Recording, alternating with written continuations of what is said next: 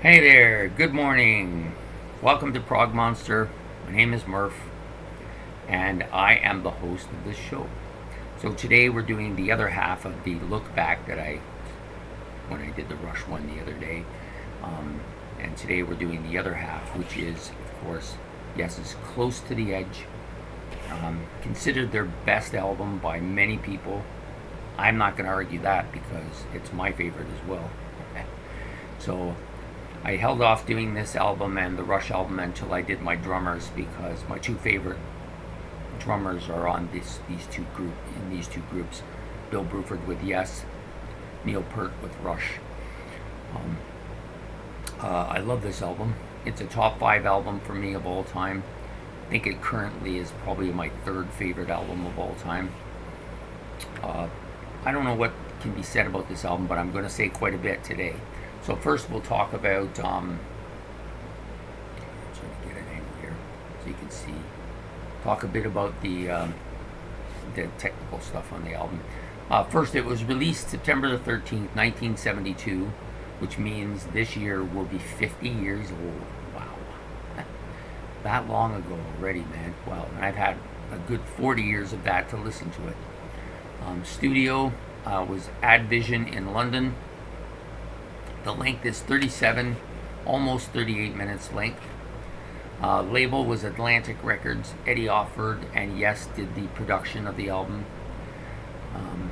And the artwork was, of course, done by Roger Dean. This is a little bit different artwork than a lot of their Roger Dean stuff, which tends to have a lot of landscapes and stuff. This is just that black and green. Black moving into green. It's kind of a cool cover. I kind of like it quite a bit. It's almost misty. The inside of the album is fantastic. That artwork is just fantastic. I love it. Gives you a little bit. It gives you the lyrics for the songs in here, and of course the band information as well, which I'm also going to relay to you now once I put this back in. And you know, it has a typical Atlantic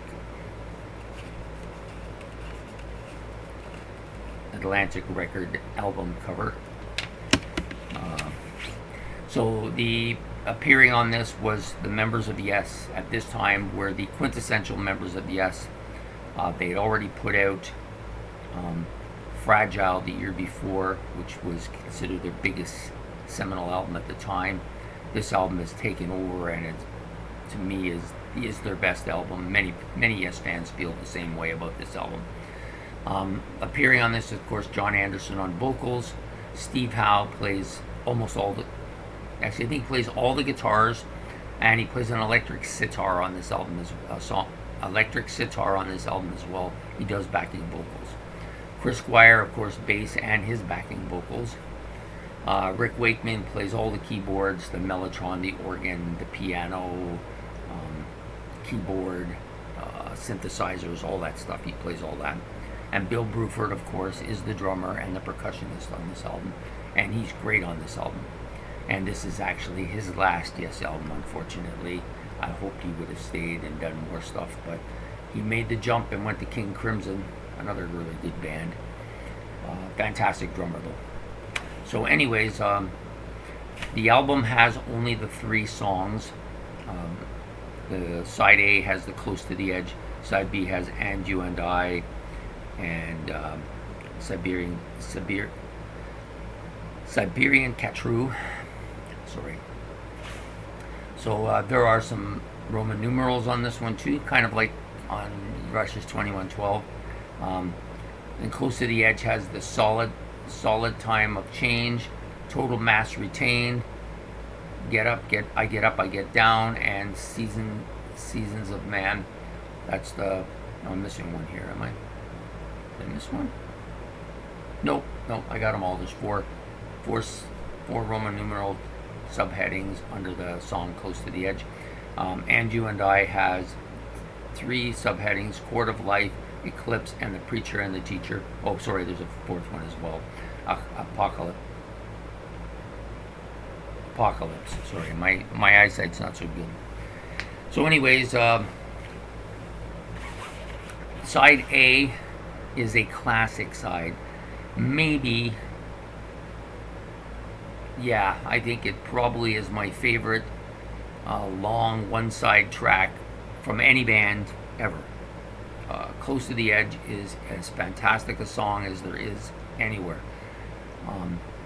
The guitar on here is complicated but very smooth, really detailed, and lots of chord changes and progressions and everything. Like, just fantastic guitar by Steve Howe. And he had some great work on the previous two albums. This album, he just is better. And you know what? He gets even better as it goes along. And they do that Relayer album. He does that Sound Chaser, off the charts, that song. Anyways, on this particular song, he's really good. Ties a lot of stuff together. Just fantastic.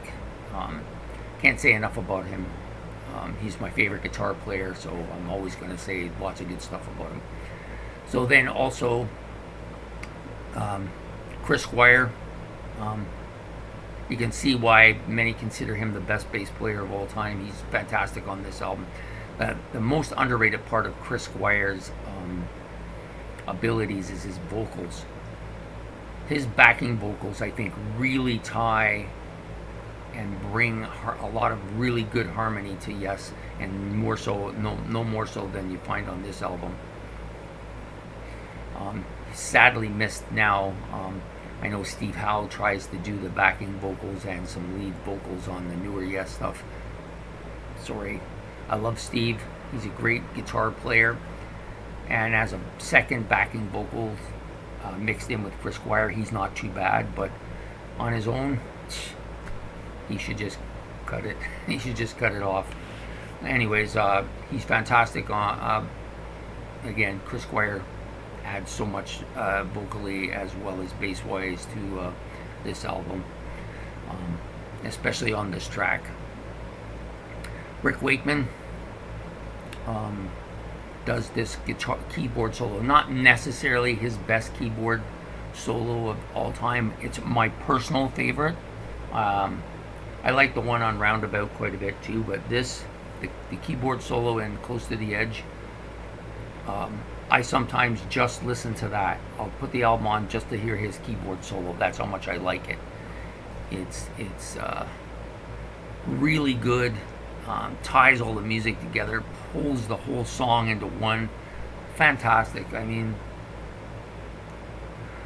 I don't think he's underrated as a keyboardist, but I don't see how you could possibly rate him higher. Like, he's just so good, so good. And then of course Bill Bruford, who's drumming on this, like is at its peak, I think. Although he could have done better stuff with King Crimson. I haven't gone too far in their discography at this point in time. I plan to, but anyways, I really love Bill Bruford. He's one of my favorite drummers. He's my number 2 drummer, so yeah, he's one of my favorite. And he's been, since this album, since I discovered this album back, I'm gonna say it was, I had Drama first, and then I got Tornado, and then of course somebody got me Fragile, and then I got this one. And from this album on, he's been my number 2 drummer. So anyways, Close to the Edge, fantastic song. Now the other 2 tracks, just as good. This album has 3 top line tracks, 3 top shelf tracks. That's why it's the best album, I think. And You and I really highlights John Anderson's voice. Now John Anderson isn't necessarily the greatest vocalist of all time. He's not my favorite vocalist of all time, but for Yes, I can't even imagine anybody else doing this track better than him. He's a great vocalist. He has such a high range. Not only that, people, over the years, I've heard people simply malign his lyrical things, but I enjoy his lyrical things. He really knows how to put a song together, I think. And he's done a masterpiece on this album. The lyrics although somewhat surreal, are very, very, very good. I like them quite a bit myself. I love his vocal range on this song. Like I said, just it's one of those. He just makes me want to sing the song. There's some acoustic stuff on here by Steve Howe that I really like quite a bit too. It's a top 10 song for me from Yes. All three of these songs are at or close to the top 10 for me for Yes. And Yes has a lot of good songs, man, but this album just produced 3 masterpieces. The last song on the album, Siberian Khatru, is the heavier of the 3 songs. Probably my least favorite of the 3. But it's not that it's a bad song. If you were to put this on some of the other albums, it'd probably be my number 1 song. But because it's on an album with the other 2 songs, it's unfortunately got to be placed number 3rd. But it has some really heavy bass and guitar on it that I really like quite a bit. And I still love this song quite a bit. I listen to this album a fair bit. This song more than the other 2 because I never listened to it as much early on, so I'm not as burned out on them as the other 2. But still a great song. This album isn't as burned out for me as the previous Rush album was, because it doesn't get as much airplay because the songs are too long. They're not going to play them on the radio. And to be honest, I don't really listen to the radio much anymore anyways. For that reason, because I just don't want to get burned out on these songs. Anyways, a fantastic number 1, top of the shelf Yes album. If you are I wouldn't suggest this as the first Yes album to get into, unless you've had experience with very long prog rock type songs. But once you hear this, once you get into this, and you got to listen to it, like sit down and listen to it, not throw it on in the background. Although, that worked for me. I threw it on in the background for a while, and then I just started really liking it, and I started sitting there and listening to it. It's a great headphones album. If you are trying to get into Yes, you're not going to go wrong with this album. Great album. So there you have it. I hope you enjoyed this video. If you did, like below, and if you really like me doing this kind of stuff, subscribe, and I'll do it. And the more subscriptions I get, the more it's going to motivate me to want to do more, and that's just what it's all about, is giving love to music that